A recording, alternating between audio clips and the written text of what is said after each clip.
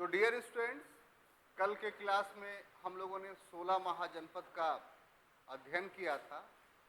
आज का क्लास उसी 16 महाजनपद से जुड़ा हुआ है, रिलेटेड।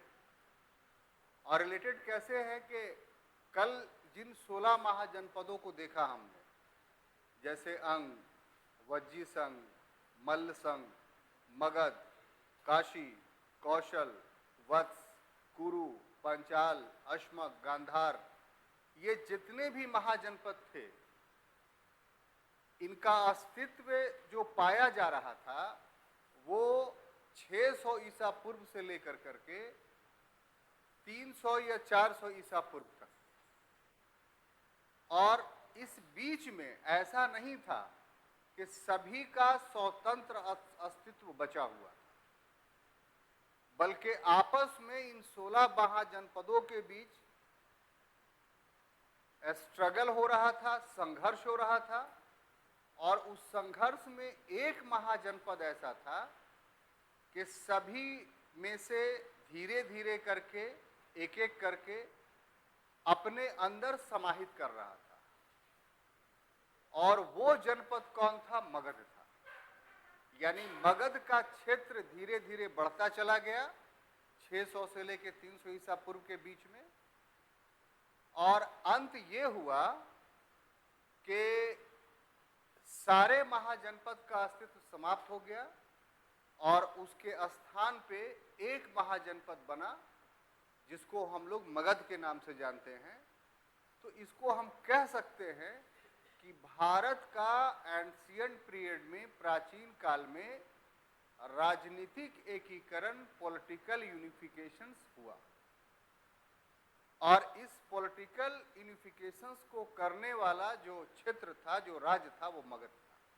इसीलिए आज का क्लास का विषय है कि मगध का उदय यानी ओरिजिन ऑफ मगधा कैसे हुआ। अब प्रश्न ये होता है कि उसको तो हम लोग पढ़ेंगे ही, लेकिन एक बात है कि दूसरे महाजनपदों ने अपने आप को विस्तारित क्यों नहीं किया, एक्सपेंड क्यों नहीं किया?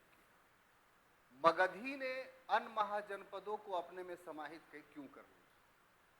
तो सबसे पहला जो प्रश्न बनता है इसमें कि cause the origin of Magadha, है ना? पहला क्या बनेगा?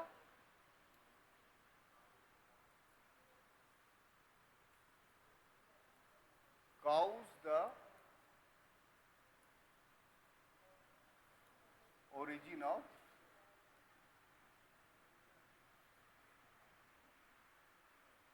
यानी मगध के उदय के कारण क्या थे? आखिर दूसरे महाजनपद क्यों नहीं एक दूसरे को अपने में समाहित करके भारत का एकीकरण करने में सफल रहे? मगध को ही यह सौभाग्य क्यों प्राप्त हुआ? तो जाहिर सी बात है कि मगध में कुछ विशेषताएं होंगी, कुछ कैरेक्टरिस्टिक्स होंगी, कुछ गुण होगा, कुछ मेरिट्स होगा, जो मेरिट्स, जो गुण दूसरे महाजनपद में नहीं था। और यही कारण था कि मगध के नेतृत्व में ही, लीडरशिप में ही भारत का यूनिफिकेशन हुआ, एकीकरण। तो हम लोग अब ढूंढेंगे उन कारणों को जिन कारणों से मगध अन्य महाजनपदों से श्रेष्ठ था, यह श्रेष्ठ बना। उसमें सबसे पहला काउज अगर देखते हैं तो भौगोलिक परिस्थिति।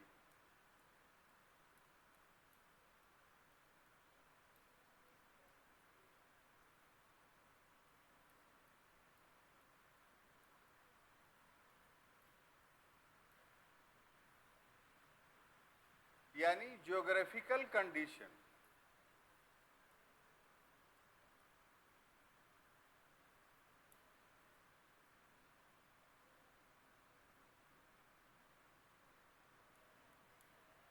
दूसरा काउज अगर देखें तो उपजाऊ क्षेत्र,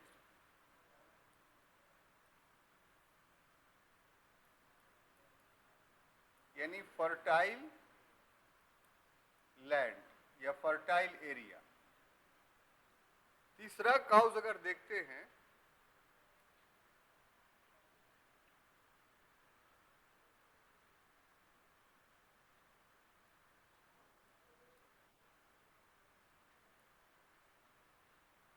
लोहे की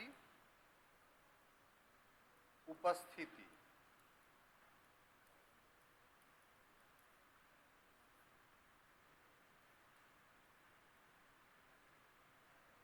प्रेजेंस ऑफ आयरन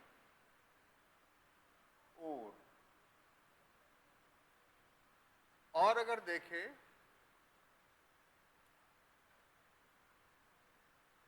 वनों की अधिकता,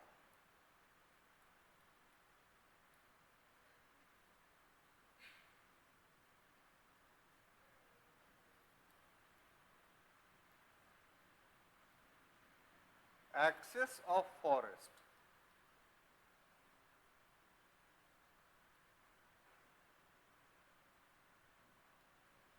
और पांचवा और लास्ट हम लोग लिख सकते हैं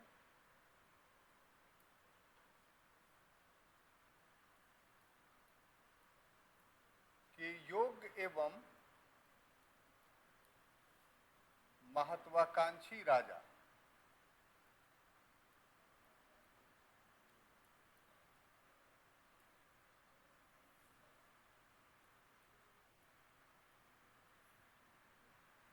able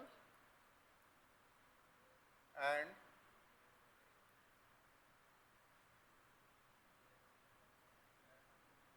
ambitious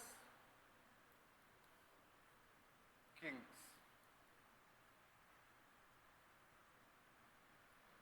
तो ये 5 कारण थे, ये 5 रीजन था या 5 मेरिट्स था जो दूसरे महाजनपदों के पास नहीं था।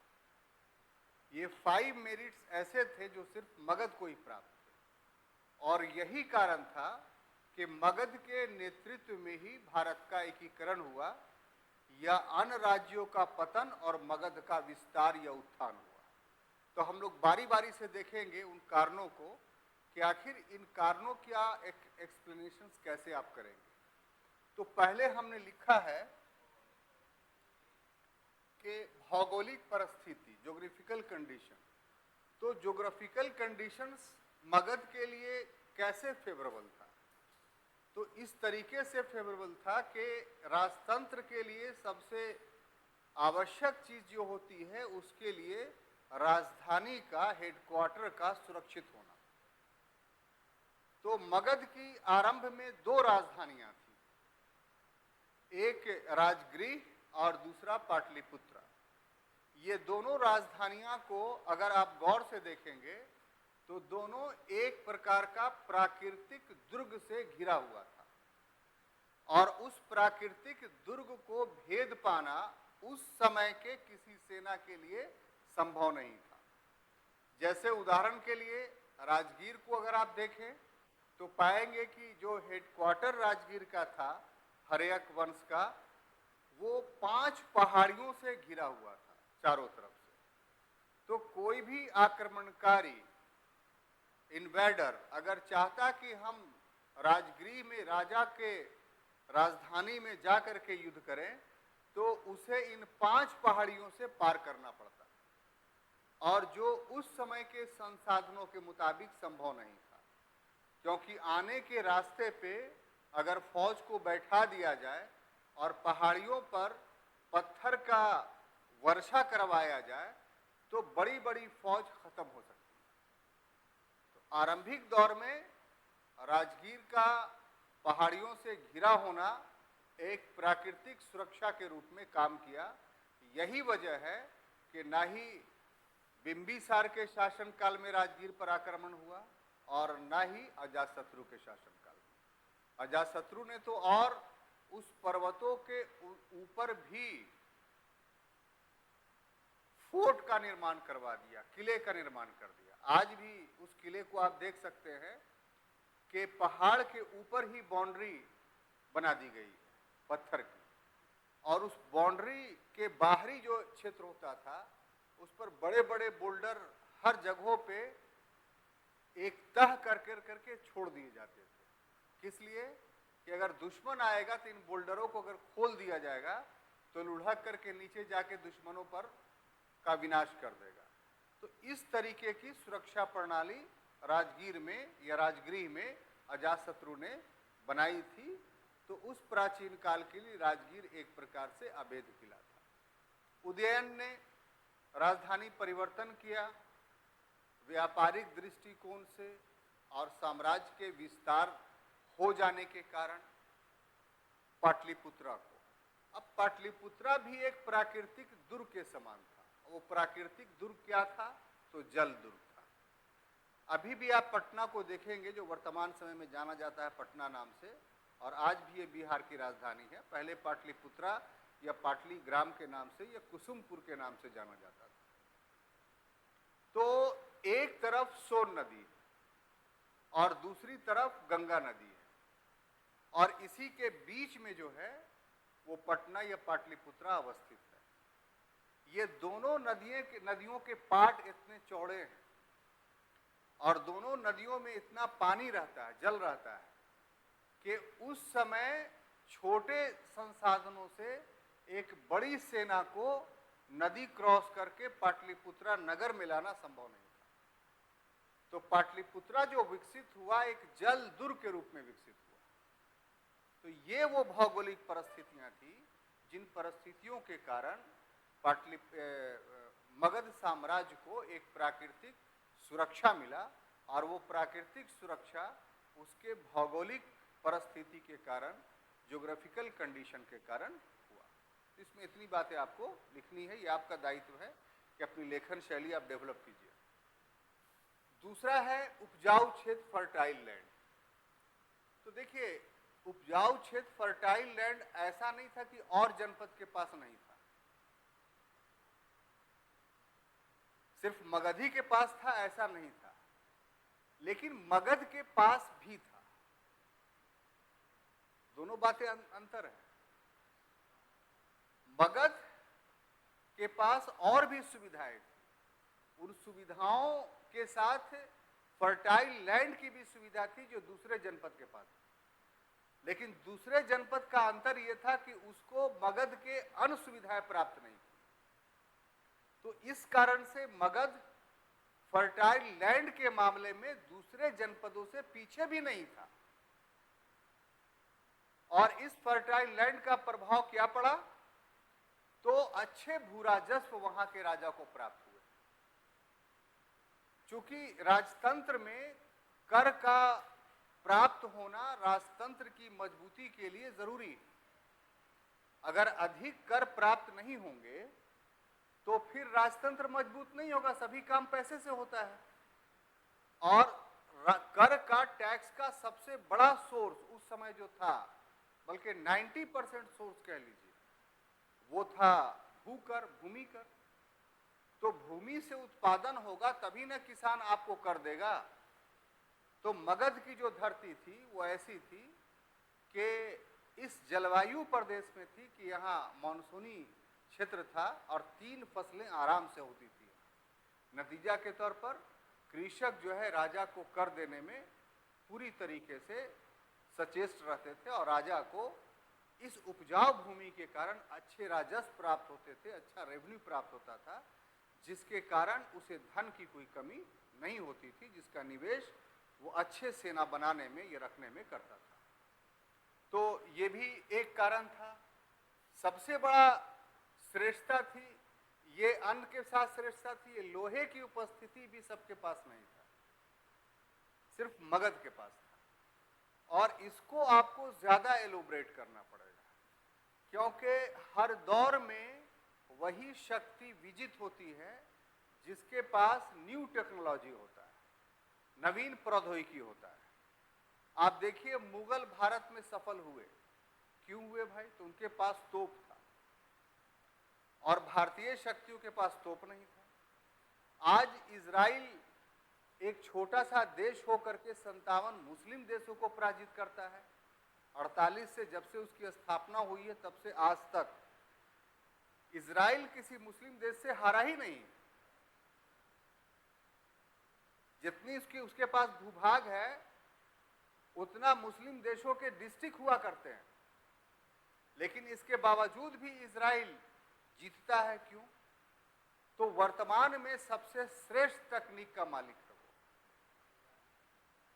वो अपने देश में ही बैठे बैठे दूसरे के पूरे देश का पता कर लेता है कि कौन कहाँ है, कितना उसके पास आर्म्स है, और इतना उसका मुस्तैद मोसाद है यानी उसका इंटेलिजेंस कि सबकी खबर वो रखता है।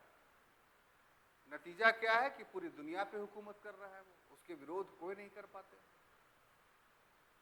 तो सिर्फ तकनीक की वजह से, टेक्नोलॉजी की वजह से अमेरिका पूरे विश्व पर दादागिरी क्यों करता है?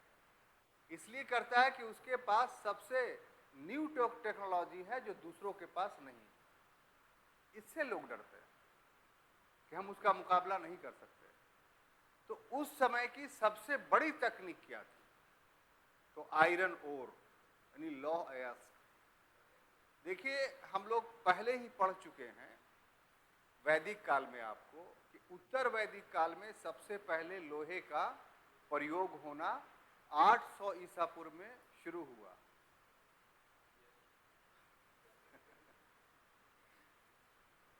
नजरबाज को नजर सनम ने नजर लड़ाते नजर से देखा, और नजर पड़ी जो नजर के ऊपर नजर चुराते नजर से देखा। थोड़ा ध्यान रखिए, इस बुढ़ापे का भी ध्यान रखिए, है ना? खाली जवानों को देखना ठीक नहीं है। जितना फायदा हमसे हो सकता है उतना जवान से नहीं होगा।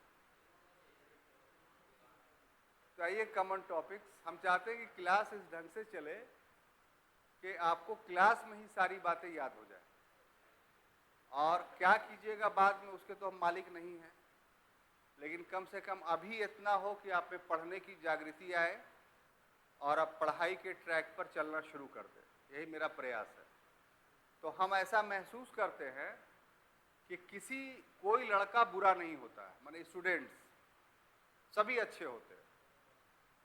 अगर बुराई होती है तो टीचर में होती है, इसलिए कि उसके पास ये योग्यता होनी चाहिए कि वो ना पढ़ने वाले को पढ़ने के लिए उत्प्रेरित कर दे।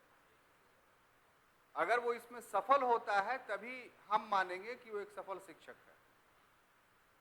तो हर को अपने प्रोफेशन से प्यार होता है, हमें भी है, इसलिए हम चाहते हैं कि आप यहाँ रहें तो हमारे साथ मिले हुए रहें, है ना? बाकी हम चले जाए तो फिर जिससे मिलना हो मिल लीजिएगा, है? तो हम बता रहे थे कि 800 ईसा पूर्व में सबसे पहले भारत में लोहे की जानकारी वैश्विक स्तर पर 1000 ईसा पूर्व में हुई, और वो कहाँ हुई? तो मेसोपोटामिया में। आप जानिए कि मेसोपोटामिया में 3 सभ्यताएं थी, सुमेरिया, बेबीलोनिया और असीरिया। तो बीच वाला जो बेबीलोनिया सभ्यता थी उसी में हिट्टाइट एक जाति थी, हिंदी में उसको हित्ती बोलते हैं। उसका एक बहुत बड़ा शासक था हम्मुराबी, उसी ने विश्व का पहला लिखित संविधान दिया था। आज भी वो संग्रहालय में, मिस्र के संग्रहालय में द कोड ऑफ हम्मुराबी पत्थर पर लिखा हुआ रखा हुआ है। तो उसी हित्ती जाति ने सबसे पहले 1000 ईसा पूर्व में लोहे की खोज की थी, और 1000 या उससे और पहले एक्यूरेसी एंड मतलब प्री हिस्टोरिकल पीरियड में एग्जैक्ट नहीं मिल पाती है, तो लमसम आइडिया चलता है। भारत में 800 ईसा पूर्व में इसका इस्तेमाल, और जो खुदाई हुई है हरियाणा के नूह, सिपहर, हस्तिनापुर, ये सब जगहों से जो है वो साहब लोहे के औजार मिले। तो शुरुआत में जो 800 ईसा पूर्व में लोहे का इस्तेमाल हो रहा है हमारे भारत में, वो कृषि उपकरणों के लिए नहीं हो रहा है, वो युद्ध के उपकरणों के लिए हो रहा है। यानी तलवारें बन रही हैं, भाले बन रहे हैं, बर्छे बन रहे हैं, इस तरीके। तो उस समय 800 ईसा पूर्व में बहुत व्यापक पैमाने पे नहीं था, क्योंकि अन्य जगहों पे भी खुदाइयां हुई तो सभी जगहों पे ये चीज नहीं मिला। अगर सभी जगहों पे मिलता तो आप कहते कि व्यापक प्रयोग हो रहा था। ये वो समय है 6ठी शताब्दी ईसा पूर्व जिसमें लोहे का व्यापक प्रयोग होने लगा, और ये व्यापक प्रयोग सिर्फ युद्धास्त्र के लिए नहीं हुआ, युद्ध के औजार के लिए, इक्विपमेंट्स ऑफ वार के लिए नहीं हुआ, बल्कि एग्रीकल्चर में भी बहुत सारे औजार बनाए जाने लगे। और इसका सेंटर था मगध। अब देखिए, मगध का मतलब राजगीर या गया नहीं। अगर ये मान लीजिएगा तो भाई आज भी मिलना चाहिए लोहा यहां गया में या राजगीर में, कहां मिल रहा है? तो जो छोटा नागपुर का सटा हुआ इलाका था, जो जंगली इलाका था, वो मगध के अधीन था, मगध के राजा के अधीन था। और वहां प्रचुर मात्रा में उस समय भी लोहा पाया जा रहा था और आज भी पाया जाता है। तो लौह अयस्क बहुत आसानी से उपलब्ध थे और कारीगरी में भी मगध जो था वो श्रेष्ठ था। तो इस तरीके से इस पीरियड में 6ठी शताब्दी ईसा पूर्व का जो विवरण मिलता है हम लोग को, वो ये कि राजगीर में बहुत बड़ा मैन्युफैक्चरिंग सेंटर था तलवार का। लोहे की तलवार बना करती थी और ये इतनी मजबूत होती थी कि इसका अंतर्राष्ट्रीय बाजार में भी मांग था। और उस समय के साक्ष्य ये बताते हैं कि ओमान के बंदरगाह पे जहाज से लदा हुआ तलवार पहुंचा करता था। तो इसका मतलब क्या हुआ कि उस समय की युद्ध की सबसे बड़ी तकनीक तलवार थी। और वो तलवार कौन बना रहा था? तो मगध बना रहा था। तो इसलिए उसकी सेना श्रेष्ठ होगी, प्लस वो उस तलवार को अंतर्राष्ट्रीय बाजार में बेच करके अपनी आर्थिक स्थिति भी सुदृढ़ किया, उसे मजबूत किया। तो इस प्रकार से लोहे की उपस्थिति ने मगध को अन्य महाजनपदों से श्रेष्ठ बना दिया। तकनीक के मामले में जो तकनीक मगध के पास था, वो तकनीक दूसरे महाजनपदों के पास नहीं था। यही कारण है कि मगध को अन्य महाजनपदों पे श्रेष्ठता प्राप्त हुई और वो अन्य महाजनपदों को पराजित कर अपने में मिलाने में सफल रहा। क्लियर? अब ये भी जो है वो काफी महत्वपूर्ण है। वनों की अधिकता, एक्सेशन ऑफ फॉरेस्ट, इससे क्या है आप बोलिएगा? तो इससे दो तरीके का लाभ हुआ। एक लाभ कि वन जहां होंगे वहां हाथी पाए जाएंगे, तो हाथी बहुत आसानी से मगध के राजाओं को प्राप्त हो गया। और जिस सेना के पास हाथी ज्यादा होती थी, वो सेना उस पीरियड में विजित होता था। मध्यकाल में उलट गया, जिसके पास घोड़े ज्यादा होते थे वो विजित होता था, और जिसके पास हाथी होता था वो पराजित हो जाता था। जानते हैं क्यों? क्योंकि मध्यकाल में तोप का आविष्कार हो चुका था। तो तोप छोड़ा तो हाथी बिदक गया और अपने ही फौज को कुचल दिया। इसलिए मध्यकाल में हाथी अनुपयोगी हो गया था, एक बोझ हो गया था। लेकिन प्राचीन काल में हाथी ही श्रेष्ठ था, क्योंकि हाथी के सामने दुश्मन की पैदल सेना का कोई इंपॉर्टेंस ही नहीं था। हाथी ही पैर से रौंद करके उसकी पैदल सेना को समाप्त कर देती थी। नदी आता था या कोई और ऐसे स्थल आते थे जहां पर पैदल चलना मुश्किल नहीं था, तो हस्ती सेना आराम से उन जगहों पे पहुंच जाती थी।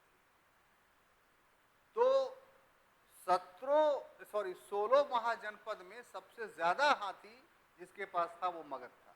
तो इस कारण से सैनिक दृष्टिकोण से काफी महत्वपूर्ण था। और सबसे बड़ी बात कि अगर आदमी योग नहीं होगा तो फिर संसाधनों का प्रयोग भी नहीं कर पाएगा। बहुत सारे ऐसे राजे रजवाड़े आपको मिलेंगे कि उनकी संपत्ति दूसरा कोई सुख भोग रहा है, उनको अकल ही नहीं अपने संपत्ति का सुख भोगने का। तो व्यक्ति का योग होना भी अनिवार्य है। तो मगध की विशेषता ये थी कि अन्य महाजनपदों की तुलना में जो मगध में जितने शासक हुए वो अधिकांशतः योग थे और साथ ही साथ महत्वाकांक्षी भी थे, खाली योगी नहीं थे। योग का अर्थ हुआ कि अपने संसाधनों का प्रयोगकर्ता के रूप में, और महत्वाकांक्षा का मतलब हुआ यहाँ पे राजा के लिए कि वो अपने साम्राज्य का विस्तार करे। तो दोनों गुण मगध के राजाओं में था। शुरू से देख लीजिए, बिंबिसार अंग को जीता, उसका बेटा अजातशत्रु लिच्छवी को जीता, कौशल को जीता, आगे में शिशुनाग आएगा तो अवंती को जीतता है। धनानंद जब आता है तो जाकर कलिंग पर आक्रमण करता है। यानी उड़ीसा पर, उसको भी मगध साम्राज्य के अधीन कर लेता है। तो इस प्रकार से हम देखते हैं कि इसके अधिकांश शासक, सभी नहीं, काफी योग्य थे और काफी महत्वाकांक्षी थे, जबकि दूसरे महाजनपदों के में पाते हैं कि वहां के शासक योग्य और महत्वाकांक्षी मगध की तुलना में नहीं थे। अपने राज्य के लिए होंगे, अपने महाजनपद के लिए होंगे, लेकिन अगर मगध से कंपैरिजन उनका किया जाए तो मगध के राजाओं की तुलना में दूसरे महाजनपद के राजा जो थे वो योग्य और महत्वाकांक्षी यानी एबल और एम्बिशियस नहीं थे। क्लियर? तो ये वो कारण था जिन कारणों से मगध के नेतृत्व में ही भारत का एकीकरण हुआ, यूनिफिकेशन हुआ प्राचीन काल में। क्लियर? ये एक बजाबते तौर पे आपको क्वेश्चंस हम क्लियर करवा दें। अगर चाहिए तो 2.5-3 पेज का आप इस क्वेश्चंस को लिख सकते हैं, आपके पास इतना मटेरियल चला गया, किसी बुक को पढ़ने की जरूरत नहीं। अब अगला टॉपिक हम शुरू करने जा रहे हैं वो ये कि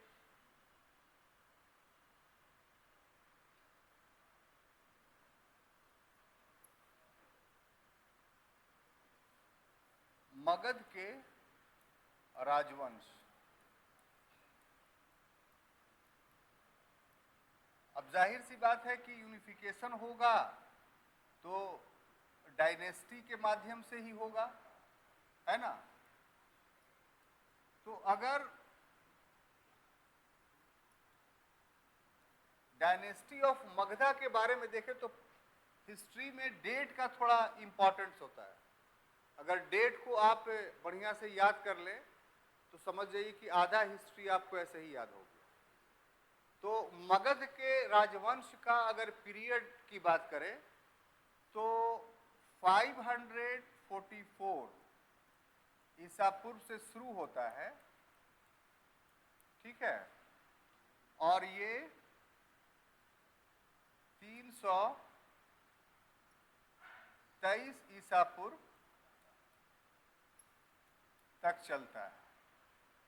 यानी आप देख लीजिए कि 6ठी शताब्दी ईसा पूर्व से 4थी शताब्दी ईसा पूर्व, यही पीरियड महाजनपदों का भी है।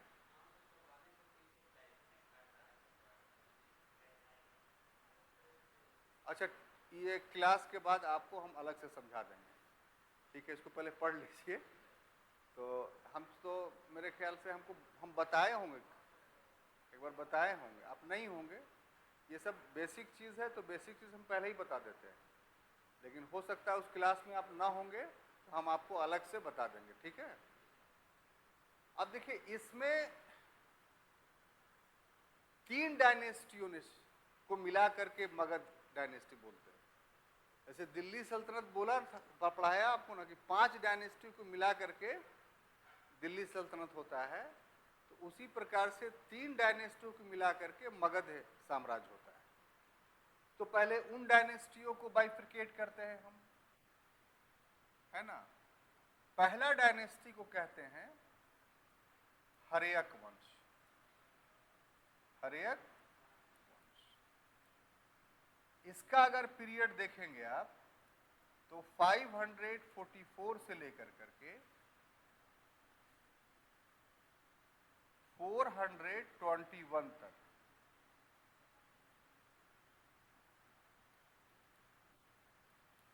ठीक है? दूसरा डायनेस्टी जो है वो शिशुनाग वंश, शिशुनाग वंश, इसका अगर देखेंगे, सॉरी, ये हो जाएगा आपको 444 तक,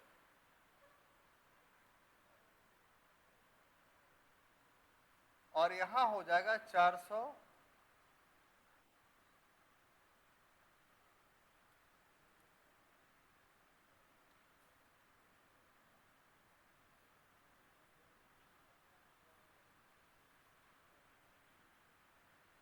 ठीक तो है, 421 लिखे थे, है ना? 421, ठीक है, 421 से 344 तक, ठीक है? ईसा पूर्व। और अंतिम इसकी डायनेस्टी है जिसको बोलते हैं नंद वंश। इसने शासन किया 344 से लेकर के 323 ईसा पूर्व। ये पूरा हो गया। तो इन्हीं 3 डायनेस्टियों को हम लोग को पढ़ना है। तो उसमें हो जाएगा, पता चल जाएगा आपको कि कैसे कैसे किन डायनेस्टियों ने किन किन क्षेत्रों को जो है विजित किया या अपने में समाहित किया। इसको लिखिए। तो दूसरा हम स्लाइड लें।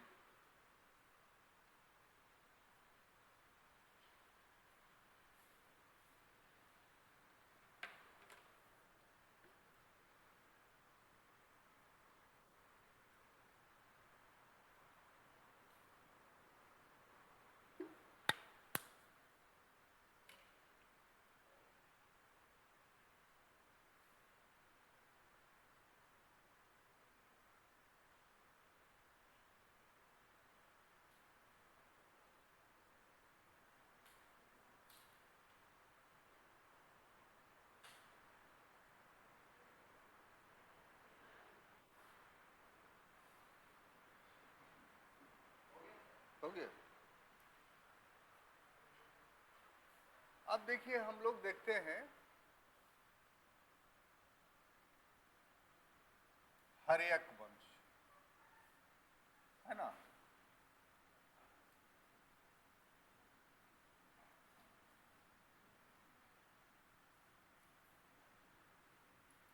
हर्यक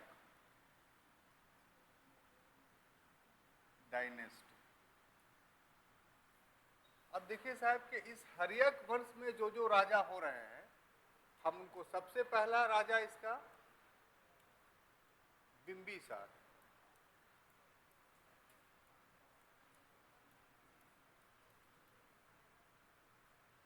इसका अगर पीरियड देखेंगे तो 544 से लेकर के 492 तक इसने शासन किया। उसके बाद दूसरा शासक अगर देखते हैं इसमें, तो ये है अजातशत्रु। अजातशत्रु इसने जो शासन किया 492 से लेकर के 466 तक। और इसका तीसरा शासक जो है उसका नाम है उदायन या उदयभद्र, दोनों बोलते हैं। और इसने शासन किया 466 से, सॉरी, हाँ ठीक तो बोल रहे हैं, 466 से 444 तक ईसा पूर्व। और उसके बाद 3 शासक हुए, अनिरुद्ध,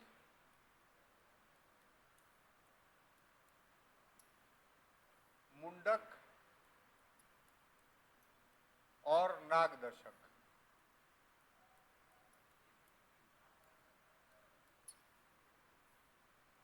इन लोगों ने सम्मिलित रूप से, यानी एक के बाद एक करके 444 से 421 तक शासन किया। तो ये हर्यक वंश में इतने शासकों के बारे में आपको जानना है। हम बारी बारी से अलग अलग करके आपको बताते हैं ताकि सभी चीज याद हो जाए। देखिए, जहां तक बिंबिसार का प्रश्न है, तो ये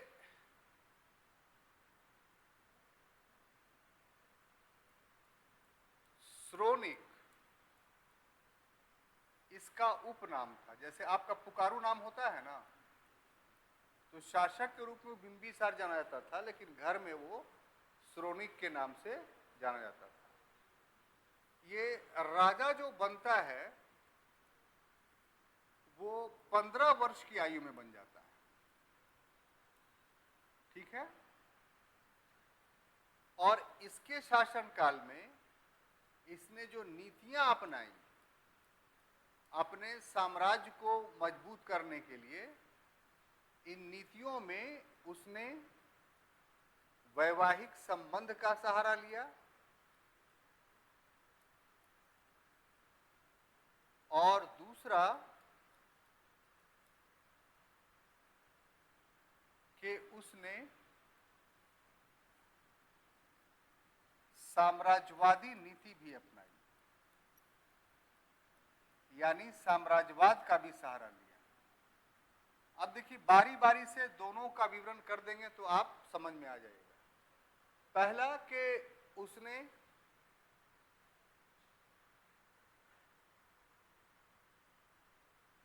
जो वैशाली के लिच्छवी वंश था उसका राजा था चेटक।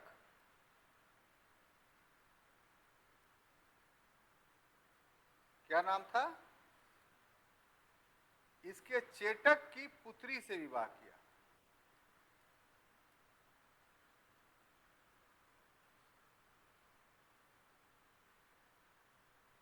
ठीक है, जिसका नाम था वजीरा। तो ये इसकी पहली शादी हुई।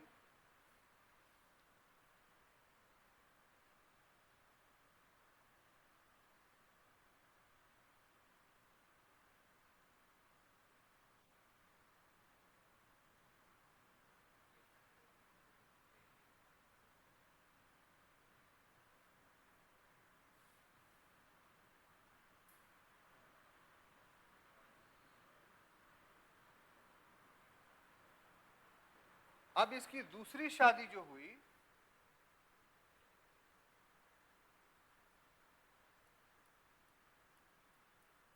कौशल के राजा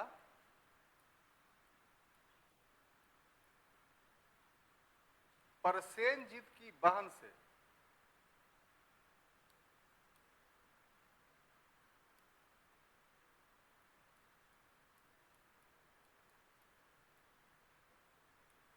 परसेनजीत की बहन से, जिसका नाम था महाकोसला।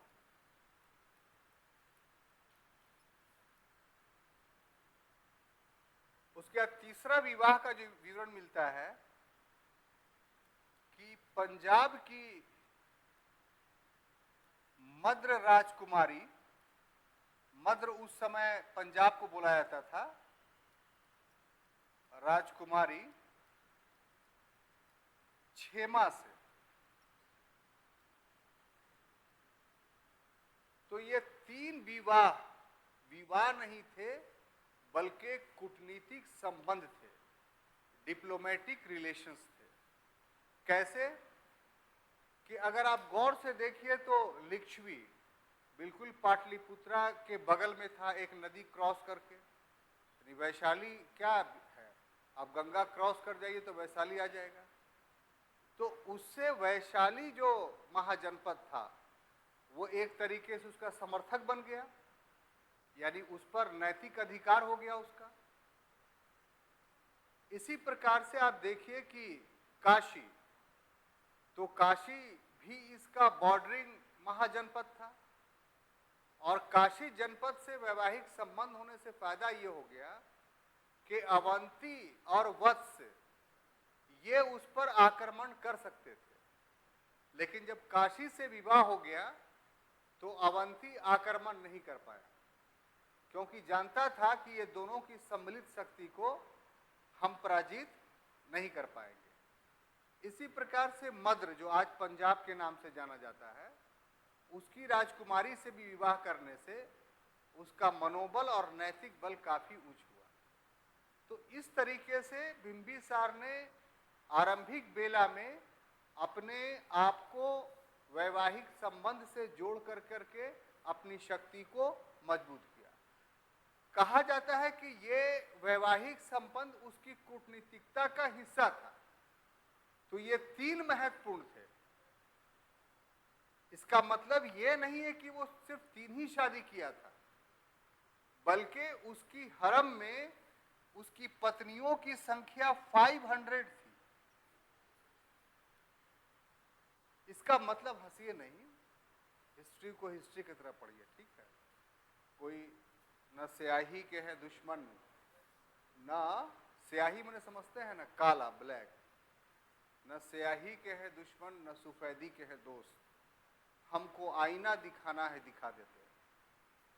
हम लोग किसी से मतलब नहीं होना चाहिए कि कौन अच्छा है कौन बुरा है।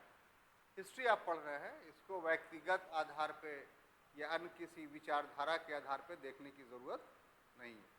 सारे पुस्तकों में ये बात लिखी हुई है और हर अटपटा चीज को अटपटा करके छोड़ भी नहीं देना चाहिए, बल्कि उसकी गहराई में जाने की जरूरत है।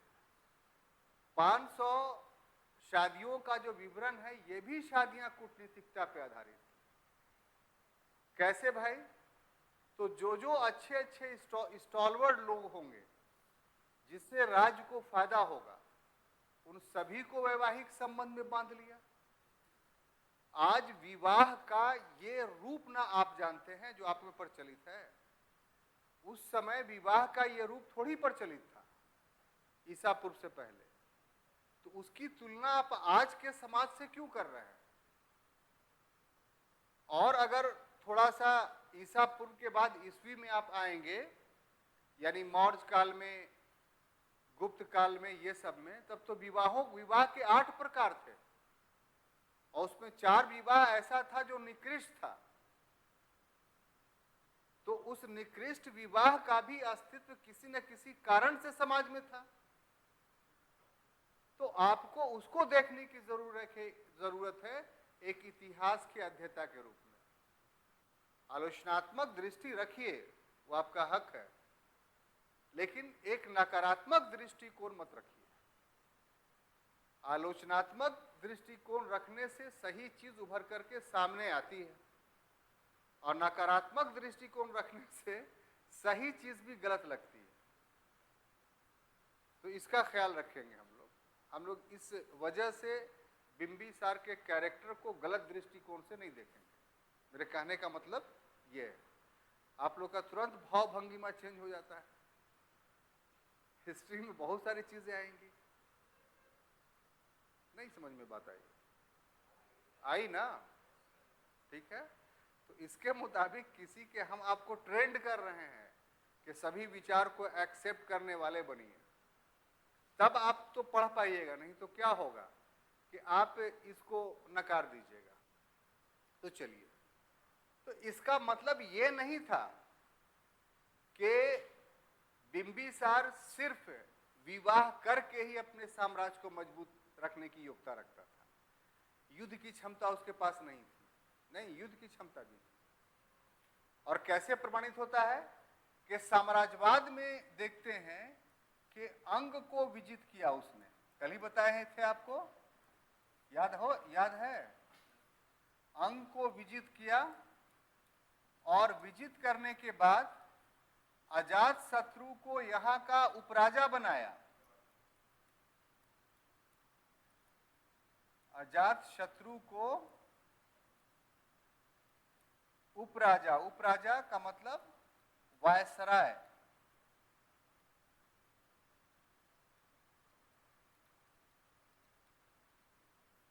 ठीक है? अब क्यों? इसलिए कि जो अंग का शासक था जिसका नाम था ब्रह्मदत्त, तो वो भी काफी शक्तिशाली शासक था।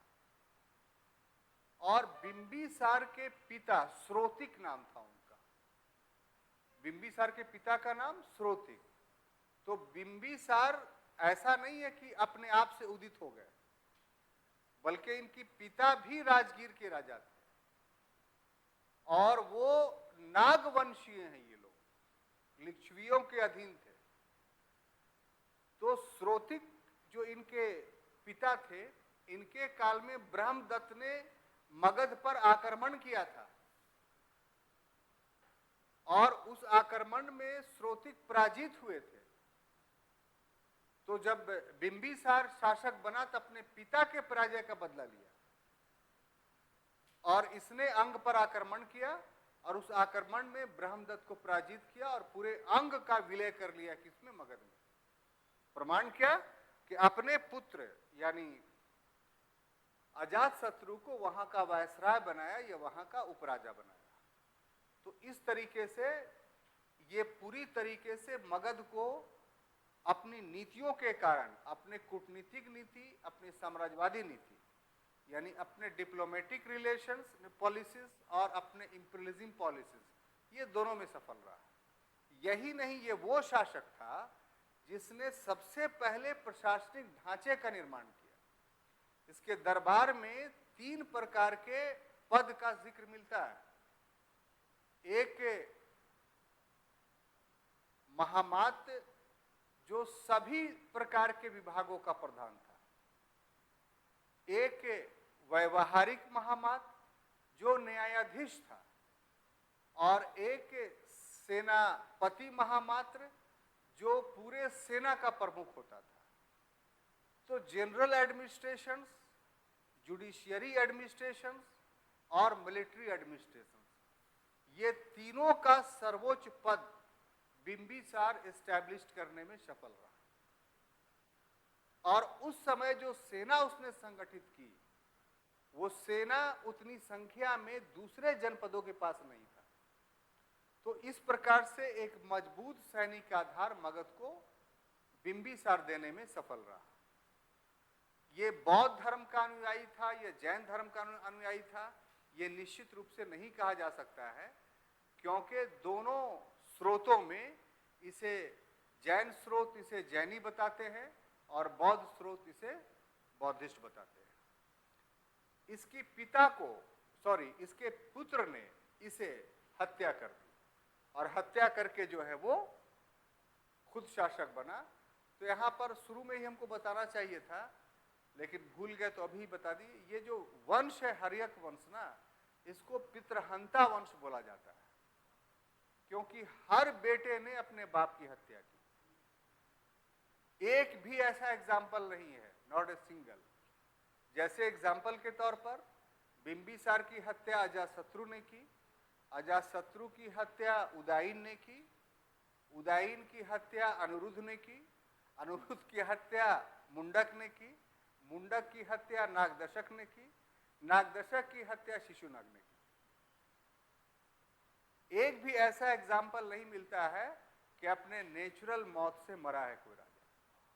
तो इस कारण से इस वंश को हम लोग इतिहास में पितृहंता वंश के नाम से जानते हैं। पितृहंता का मतलब जो पिता को मारने वाला वंश है।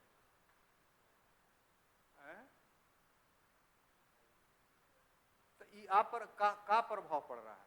हिस्ट्री ना पढ़ रहे हैं? आपको व्यक्तिगत रूप से क्या मतलब है इससे? और इसको हम लोग चेंज कर सकते हैं क्या? बात खत्म हो गई।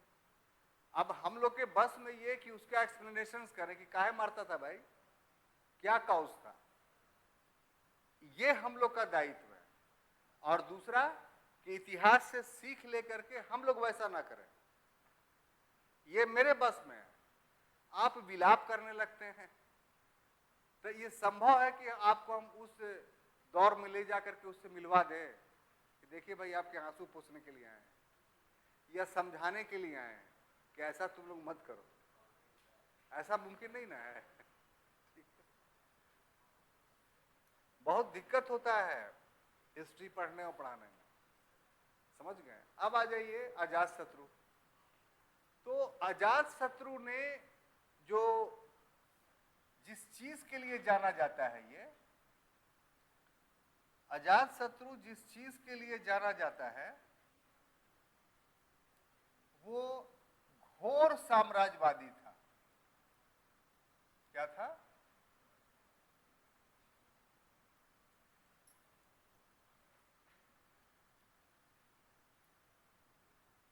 कैसे कि सबसे पहले उसने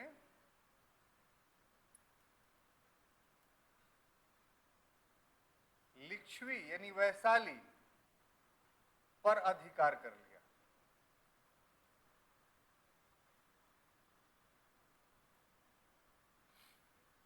अब देखिए यहां पर बोर्ड पे जगह कम रहने के कारण हम नहीं लिख रहे हैं, न तो इसी से बोर्ड भर जाता है।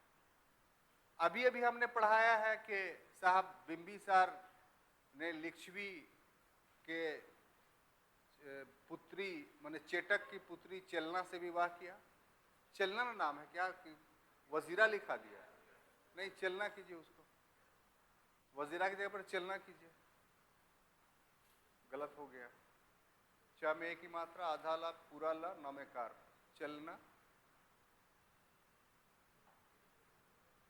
ठीक है, हो गया, सुधार कर लिए। तो विवाह किया, माने रिलेशंस अच्छे थे। तो फिर अजात शत्रु को क्यों जरूरत पड़ गई? वो तो इसका मित्र था ही। उसके पीछे काउस था। इतिहासकार दो कारणों को बताते हैं। कितने कारणों को? दो कारणों को। पहला कारण ये कि जो चेलना से दो बच्चे पैदा हुए थे, जिसका नाम था हल और बेहल। तो ये हल और बेहल जो थे, ये सौतेले भाई हो गए किसके? अजातशत्रु के। तो अजातशत्रु के साम्राज्य के दावेदार थे। तो अजातशत्रु इस हल और बेहल का दुश्मन हो गया। तो ये भाग करके अपने नाना के पास चला गया। यानी किसके पास? जो वैशाली का राजा था चेटक। तो इस कारण से चेटक ने जो है अपने नाती के समर्थन में युद्ध किया। किससे? अजातशत्रु से। एक तो इतिहासकार काउस ये बताते हैं। दूसरा काउस ये बताते हैं इतिहासकार कि गंगा नदी में धनानंद का खजाना था। धनानंद जो अंतिम नंद, सॉरी हम गलत बोल रहे हैं यहाँ पर, धनानंद तो बाद में आएगा, अभी कहां से। गंगा नदी के में खजाना था।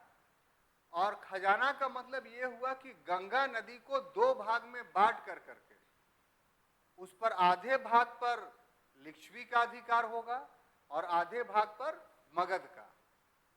ये बातें तय हुई थी। लेकिन दोनों इसको नहीं मानना चाहता था।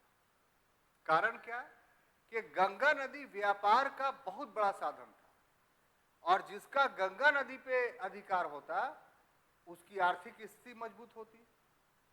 तो इस कारण से जो है दोनों में अजातशत्रु के पीरियड में मनमुटाव शुरू हुआ। तो जो चेटक था यानी लिच्छवी राजा, तो ये तो एक्चुअली में वज्जी संघ का एक पार्ट था ना। और वज्जी संघ में 8, इसके अलावा 7 और राज्य थे। तो चेटक ने क्या किया कि 8 राज्यों की सेनाओं को मिला लिया कि अगर हम पराजित हो जाएंगे तो इसका मतलब तुम लोग भी पराजित हो गए। यानी संपूर्ण जो उत्तरी भारत था, गंगा के उस पार का भाग, उसमें 8 गणतंत्र थे। 8 गणतंत्र को सम्मिलित रूप से हम लोग वज्जी कहते थे। और वज्जी का एक गणतंत्र लिच्छवी गणतंत्र था। तो लिच्छवी गणतंत्र वास्तव में वज्जी संघ का एक यूनिट था कि इकाई था। तो उसके किसी भी यूनिट से कोई लड़ेगा, इसका मतलब उसको 8 राजाओं से युद्ध करना पड़ेगा। तो एक तरफ अजातशत्रु था, दूसरी तरफ 8 राजा थे और भी दूसरे राजाओं को चेटक ने शामिल कर लिया था। तो इस प्रकार से सैनिक दृष्टिकोण से काफी मजबूत था अजातशत्रु यानी हर्यक के तुलना में चेटक यानी लिच्छवी वंश। अब यहां पर जो विवरण मिलता है वो ये कि अजातशत्रु के समकालीन थे गौतम बुद्ध और गौतम बुद्ध को बहुत प्रश्रय देता था अजातशत्रु।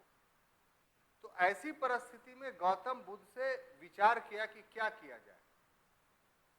तो शासन करने की 3 नीतियां होती, 4 नीतियां होती, साम दाम दंड भेद।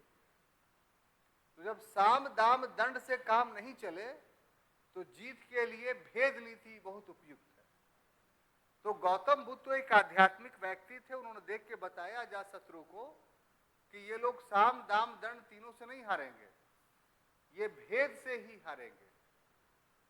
तो ऐसी परिस्थिति में गौतम बुद्ध के दिए गए परामर्श को मान करके अपने मंत्री, प्रधानमंत्री जिसका नाम वनस्कर था, क्या नाम था?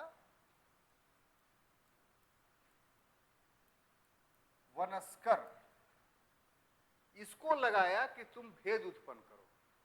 और वनस्कर ने उन 8 गणतंत्रात्मक संघ में फूट डलवा दी और लिच्छवी अकेला हो गया। और ऐसी परिस्थिति में जब आक्रमण किया जा शत्रु ने चेटक पर, तो वैशाली यानी लिच्छवी पराजित हुआ और लिच्छवी को मगध में हमेशा के लिए पूरी तरीके से शामिल कर लिया। तो इस तरीके से पूरा वज्जी संघ शामिल हो गया, यानी उत्तर बिहार पर किसका अधिकार हो गया? मगध पर। पहले दक्षिण बिहार पर अधिकार हो चुका था, भागलपुर को दक्षिणीय ना मानेंगे आप, जो चंपा पर बिंदुसार ने अधिकार किया, तो अब उत्तर बिहार पर इसका अधिकार हो गया। इस प्रकार से पूरा बिहार इसे कब्जे में हो गया। अब आइए दूसरा, कि काशी पर अधिकार कर लिया।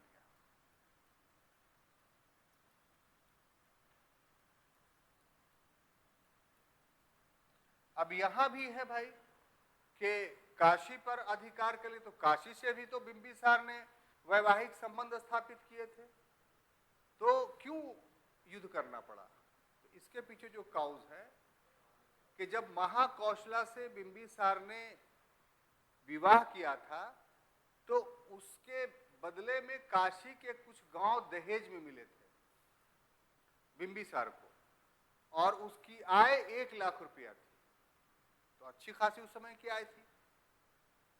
और जब बिंबिसार की हत्या कर दिया अजातशत्रु ने, तो महाकौशला भी अपने पति वियोग में मर गई, जिसका प्रभाव कौशल के राजा पर बहुत बुरा पड़ा, और जो गांव दिए थे उसने बिंबिसार को वापस ले लिया। तो अजातशत्रु ने इसे अपने राज्य में हस्तक्षेप माना, चूंकि वो मान चुका था कि वाराणसी का कुछ गांव जो हमारे पिता को मिला था वो मेरे साम्राज्य के अधीन है। तो ये मुद्दा बना दोनों के बीच। अब इसमें जो विवरण मिलता है वो ये कि पहली बार में जो है वो अजातशत्रु ने आक्रमण किया तो पराजित हो गया। दूसरी बार में जब कौशल नरेश ने आक्रमण किया तो कौशल नरेश पराजित हुआ। तो ऐसी परिस्थिति में जो है वो दोनों ने ये महसूस किया कि दोनों शक्तिशाली हैं, तो दोनों के बीच समझौता हो जाता है। और समझौते में क्या होता है साहब? तो वो फिर काशी का वो गांव पुनः इसे प्राप्त होता है, और अपनी बेटी का विवाह, बाप से अपनी बहन का विवाह किया था महाकौशला का, लेकिन बेटा जो अजातशत्रु था उससे अपनी बेटी का नाम है वजीरा, बेटी का नाम है वजीरा, तो उससे शादी किया और इस तरीके से वैवाहिक संबंध अच्छे हो गए।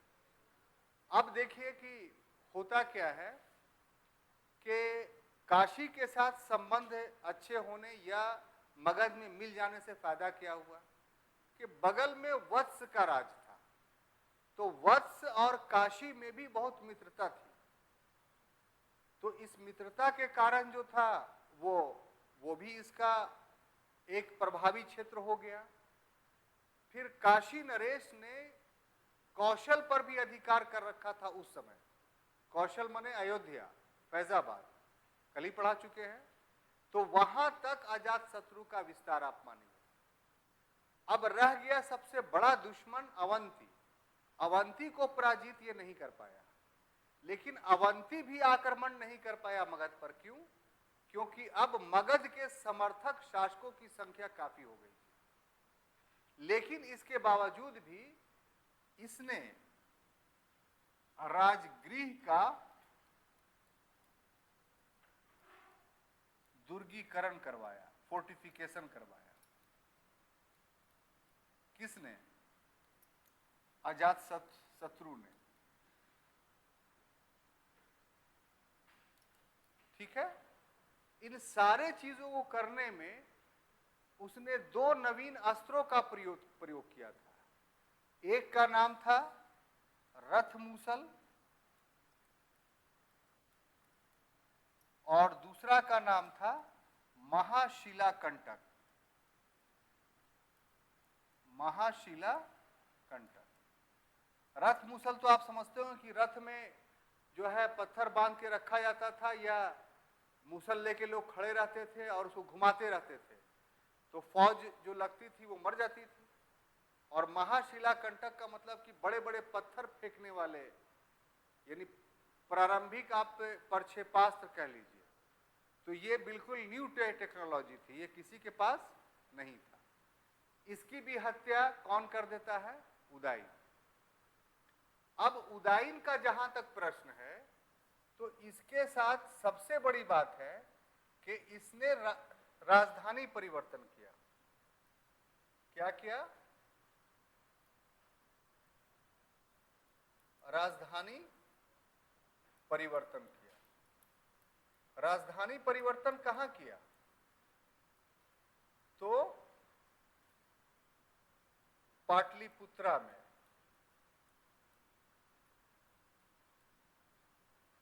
ये इसका सबसे महत्वपूर्ण काम माना जाता है। इसमें एक चीज भूल गए अजातशत्रु में, और वो ये कि प्रथम बौद्ध संगीति, ठीक है, यहां पर लिख देते हैं, प्रथम बौद्ध संगीति इसी के काल में हुआ था। प्रथम बौद्ध संगीति कहां हुआ था? तो राजगीर में हुआ था। राजगीर में एक गुफा है जिसका नाम है सप्तपर्णी गुफा। स्वर्ण गुफा नहीं, स्वर्ण गुफा अलग है वहां, वो आपको धरातल पर ही मिल जाएगा। यानी जो किसका अखाड़ा कहा जाता है, जरासंध का जो अखाड़ा है, रोड के ठीक बाएं साइड में, ये इधर से जाइएगा तो दाहिने साइड में, तो उसी से रास्ता गया है, वॉकिंग डिस्टेंस पे है, आपको स्वर्ण भंडार मिल जाएगा। तो स्वर्ण भंडार अलग है और सप्तपर्णी गुफा अलग है। सप्तपर्णी के लिए आपको करीब करीब 700 फीट ऊपर चढ़ना पड़ेगा पहाड़ पे, और तब आपको मिलेगा। तो महाकश्यप की अध्यक्षता हुई थी, करीब करीब 500 बौद्ध मॉन्क, बौद्ध भिक्षु इसमें शामिल हुए थे। 6 महीने तक चला था ये महासंगीति। और इसमें सबसे बड़ी बात ये थी, और अजातशत्रु गौतम बुद्ध जैसे ही मरे 483 ईसा पूर्व में, वैसे ही मरने के बाद ही ये संगीति आयोजित की गई थी, जिस वर्ष मरे थे उसी वर्ष। और इसमें जो 2 पीटक हमने पढ़ाया आपको, सुत्त पीटक और विनय पीटक, उसका रचना इसी संगीति में हुआ था। उसमें क्या था कि गौतम बुद्ध ने जो उपदेश दिया था, उन उपदेशों को बौद्ध मॉन्क को याद था, और वो सब ला करके बोलते चले गए और लोग लिखते चले गए। इस तरीके से सुत्त पीटक और विनय पीटक का रचना इस संगीति की बहुत बड़ी उपलब्धि मानी जाती है। ये आप पढ़ ही लिए। इसकी हत्या, ये तीनों काफी महत्वपूर्ण नहीं, ये सभी के सभी विलासी थे। क्या थे?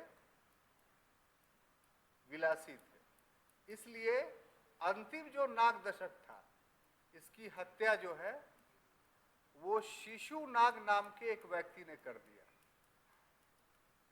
और इस तरीके से हर्यक वंश का अंत हो गया। बात समझ में आई? अब इसको लिखिए तो आगे आते हैं। शिशु नाग वंश,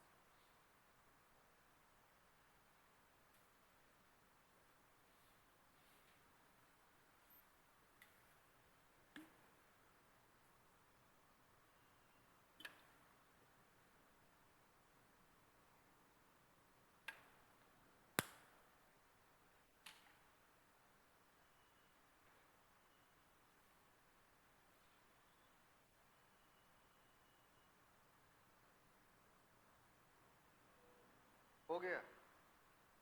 पीछे में लिख रहे हैं।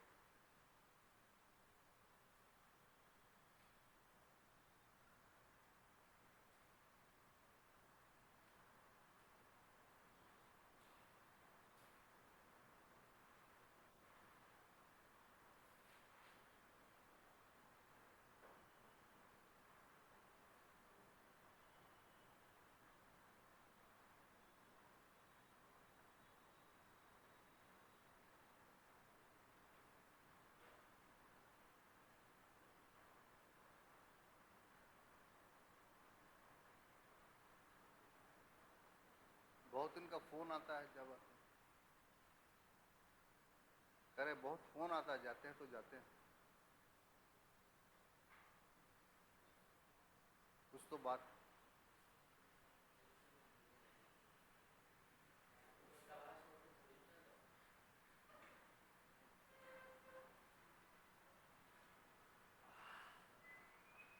अब देखिए, दूसरा जो डायनेस्टी है उसको बोलते हैं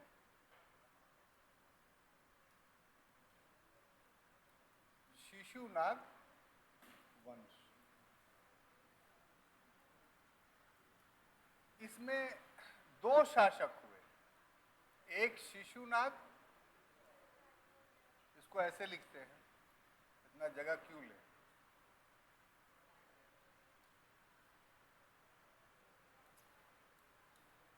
डेट लिखा हुआ है ही है वहां, तो इसमें आपको दिक्कत तो है नहीं है। इसमें दो शासक हुए, एक खुद शिशुनाग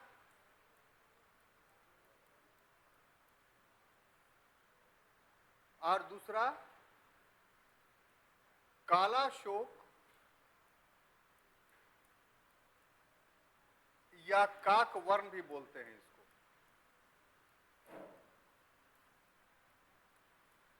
ठीक है, ये दोनों के एक एक काम काफी ऑब्जेक्टिवली महत्वपूर्ण है। शिशुनाग वंश ने क्या किया कि राजधानी परिवर्तन किया, और राजधानी परिवर्तन करके कहां कर दिया, तो पाटलिपुत्र से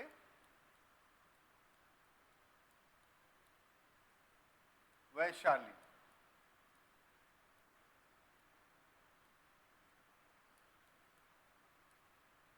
ठीक है, यानी ये तीसरी राजधानी हुई। एक्चुअली में दोनों को राजधानी के रूप में प्रयुक्त कर रहा था, लेकिन धीरे धीरे वैशाली मेन राजधानी हो गई।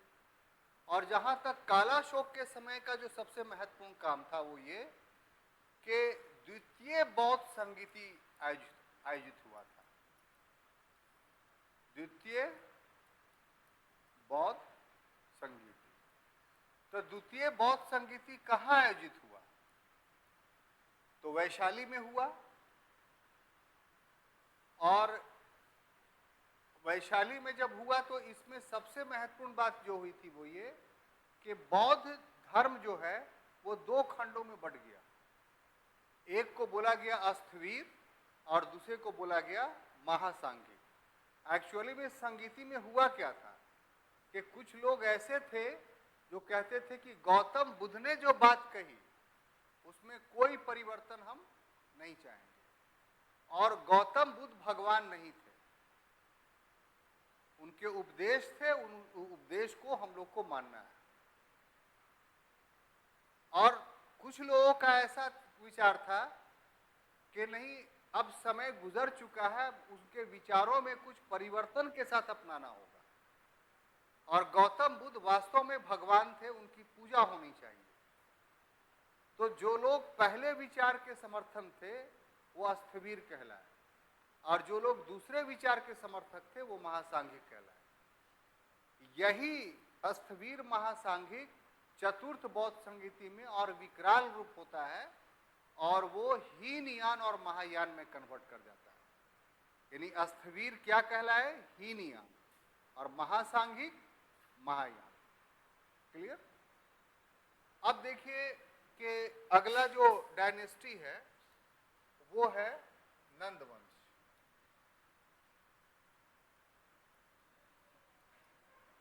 नंद वंश की स्थापना जो था वो महापद्मनंद ने किया था। इसके बारे में बहुत सारा विचार है। जो मान विचार ये है कि नाई का पुत्र था, इसलिए शूद्र था। प्रथम शूद्र शासक का वर्णन मिलता है, और इसी ने नंद वंश की स्थापना की, और इसके 8 पुत्र थे। कितने? 8। तो 8 पुत्रों ने बारी बारी से शासन किया। उसमें था पहला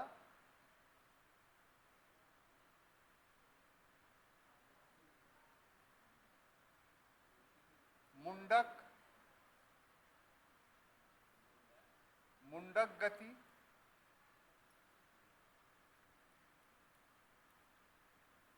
भूतपाल,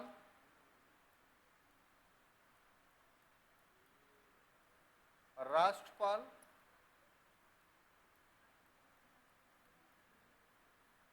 गौविशानक,